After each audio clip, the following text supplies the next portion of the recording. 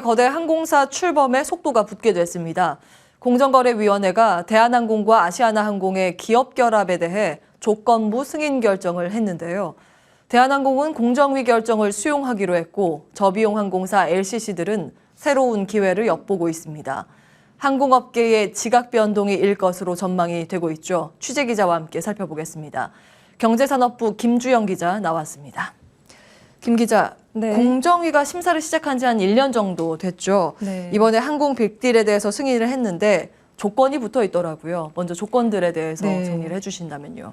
공정위가 대한항공과 아시아나항공의 기업 결합을 조건부 승인 결론 냈습니다. 지난해 말 이 같은 내용의 심사보고서를 작성하고 업계 의견을 청취한 데 이어서 어제 전원회의를 열고 빠르게 결론을 내린 건데요. 조건을 보면 쉽게 얘기해서 경쟁 제한, 즉 독점 우려가 있는 노선들에 대해서 시장 점유율을 50% 이하로 낮춰서 그 우려를 해소하라는 겁니다. 해당 노선들에 대해서 앞으로 10년간 다른 항공사가 새롭게 진입하거나 진입을 원하는 경우에 그 기회를 나눠주라는 건데요. 여기서 기회라고 하면 시간대별 항공기 이착륙 권리인 슬롯, 각국 정부가 자국 항공사에 대해 주는 운항 권리인 운수권이 해당이 됩니다.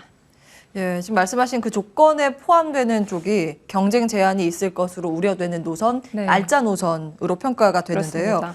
구체적으로 어떤 것들이 있을까요? 네, 공정위는 국제선 26개, 국내선 14개 노선에서 독점 우려가 있다고 판단했습니다. 이 중에서 국제선의 경우에는 크게 항공 자유화 노선, 항공 비자유화 노선이 있는데요. 항공 자유화 노선은 운수권이 필요 없는 거고 비자유화 노선은 운수권이 있어야지만 운항을 할 수 있는 노선입니다. 항공 자유화 노선으로는 서울에서 뉴욕, LA, 시애틀 등 15개 노선이 포함됐고 비자유화 노선에서는 서울에서 런던, 파리 등 11개 노선이 포함됐습니다. 국내선의 경우에는 경쟁 제한이 우려되는 14개 노선 중에서 수요가 많은 8개 노선, 즉 제주에서 청주, 김포, 부산 노선 등이 해당이 됐습니다. 공정위는 앞으로 10년간 이 노선들에 대해서 다른 항공사가 새롭게 진입을 원하거나 증편을 원할 때에 운수권과 슬롯을 배분하도록 했는데요. 이 기간을 10년으로 설정한 점이 주목이 됩니다. 코로나 상황이 길어지고 있고 또 저비용 항공사, 즉 LCC들이 장거리 노선에 취항하려면 시간이 많이 걸린다는 점을 배려해 준 것으로 풀이됩니다. 네, 말씀해 주신 것처럼 무려 10년 동안이나 다른 항공사의 기회를 열어준 건데요. 이와 함께 소비자를 위한 조치도 발표됐다고요.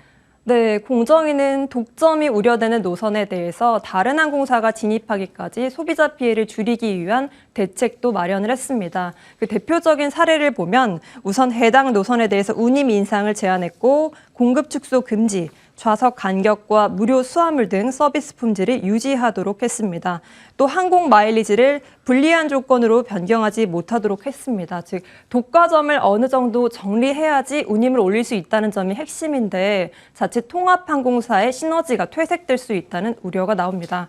또 이 조치를 의무적으로 이행해야 하는 기간이 10년이라는 점에서 너무 과도하다는 지적도 나오고 있습니다.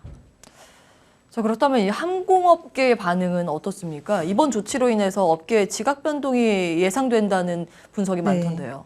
네, 대한항공은 우선 공정위의 이번 결정을 수용하겠다는 입장을 밝혔습니다.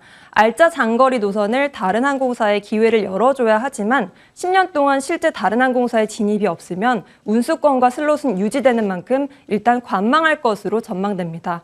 저비용 항공사의 입장은 좀 엇갈리고 있는데요. 우선 저비용 항공사 중 티웨이항공과 에어프레미아는 장거리 노선에 관심을 보이고 있습니다.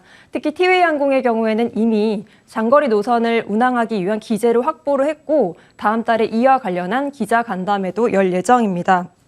일각에서는 저비용 항공사들은 해외 운항을 위한 네트워크가 확보돼 있지 않고 시스템도 미비해서 실제로 장거리 운항을 할 수 있겠냐 이런 우려도 나오는데요. 이에 대해서 한 LCC 관계자는 해보지도 않고 하지 말라고 하면 할 수 있는 게 없다면서 이미 시스템 확보를 위해서 만전을 기하고 있다면서 자신감을 드러냈습니다. 제주항공 등 일부 LCC들은 장거리보다는 사실 단거리 노선에 좀 관심을 더 보여왔는데요. 이번 조치에 대해서 서울에서 일본, 중국 등 단거리 노선이 빠져서 아쉽다는 반응입니다. 이들 노선은 현재 가지고 있는 보잉 737-800 등 지금 운항을 하고 있는 기재로 충분히 갈 수가 있는데 이 부분이 빠져서 아쉽다는 LCC들도 있습니다. 네, 이렇게 공정위가 조건부 승인 결론을 내렸는데 이제 미국과 유럽연합, 호주, 영국, 일본, 중국 등 6개 경쟁 당국의 심사를 받으면 항공빅딜이 최종 마무리가 되는 겁니다. 국내 거대 항공사의 탄생, 또 저비용 항공사들의 장기 노선 진출 등 항공업계에 펼쳐질 변화에 대해서 관심이 집중되고 있습니다. 지금까지 김주영 기자와 함께했습니다. 고맙습니다. 고맙습니다.